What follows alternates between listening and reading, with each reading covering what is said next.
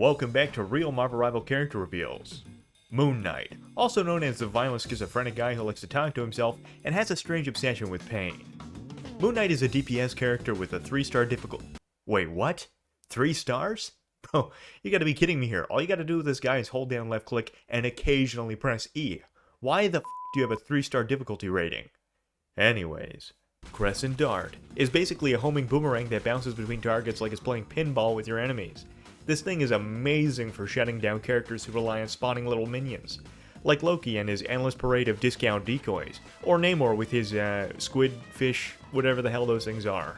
Anyhow, Crescent Dart doesn't just bounce off of enemies, it also bounces off of summoned objects, making Moon Knight a nightmare for anyone trying to flood the battlefield with distractions, forcing them to spread out their summons. Moon Knight's first ability is Moonblade. It's basically his basic attack, but on steroids. It works almost exactly the same, but is way easier to hit and does ridiculous amounts of damage. So you can use this in tandem with your basic attack, and with this combo, any more squishy DPS or healer characters can be killed very quickly if their teammates aren't paying attention. Steven, no wait, Mark, actually Jake? Hey Mark, Jake, listen, Steven now, okay? Steven. Mark again. Whoever the hell is in control right now, their basic attack is the core of this kit, and also single-handedly the most annoying thing in the game sometimes. Moon Knight's second ability, however, is what pulls everything together. No pun intended. Ancient Ankh, aka hold left mouse button and profit.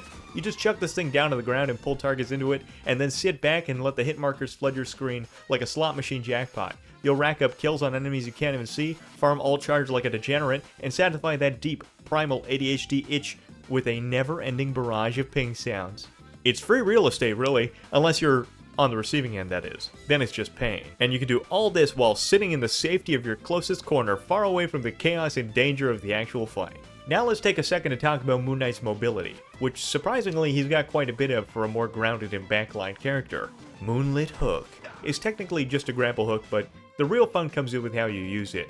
Aiming at a wall, standard mobility.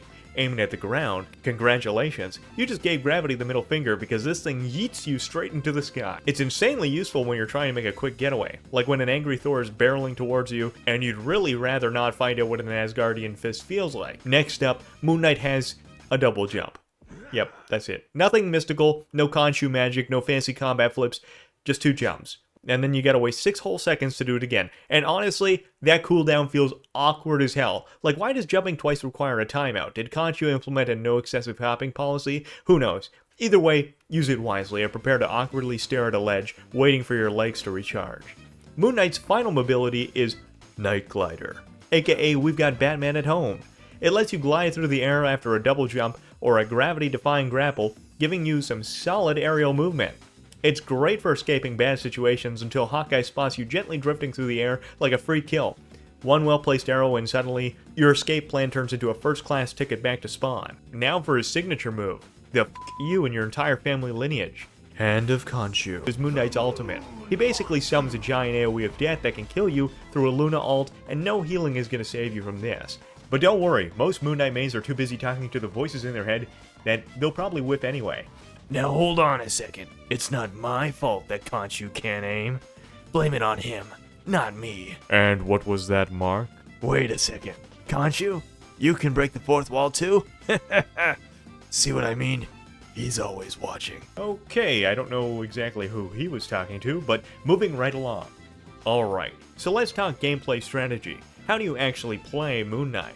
Step 1. Find the biggest cluster of enemies you can. Step 2. Yeet your Ankh into the middle of them. Step 3. Hold down left click. That's it. That's it. Congrats, you're playing Moon Knight.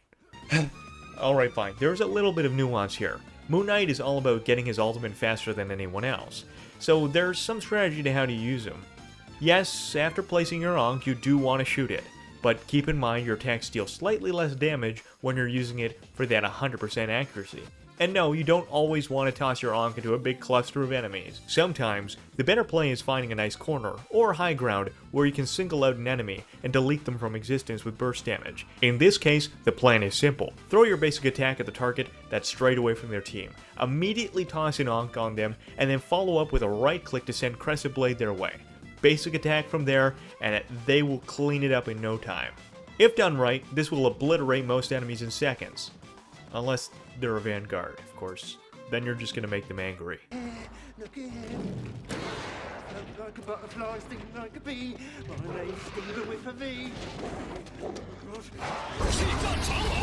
Another key part of playing Moon Knight is his placement. Sometimes your best move is perching up on rooftops or hiding behind walls, peeking through tiny holes to confuse the absolute hell out of the enemy. Other times you need to be in the front line, pushing the objective and coordinating with your vanguards for game-changing alt combos. Knowing when and where to be is something that just comes with time.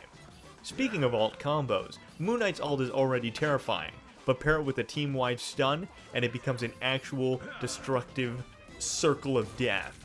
The best setups, Doctor Strange and Groot. Both can lock the entire enemy team in one place, giving you free reign to unleash the hand of Khonshu and send them straight to spectator mode. This is why communication with Moon Knight is crucial. Sure, you could throw down your ult the second you get it, and you might pick up a couple kills, but if you actually let your tank know what you're about to do, you might just swing the entire match in your favor. Alright, so thank you so much for watching this real character reveal. And hit the like and subscribe button, and I'll see you next time. Have a wonderful day.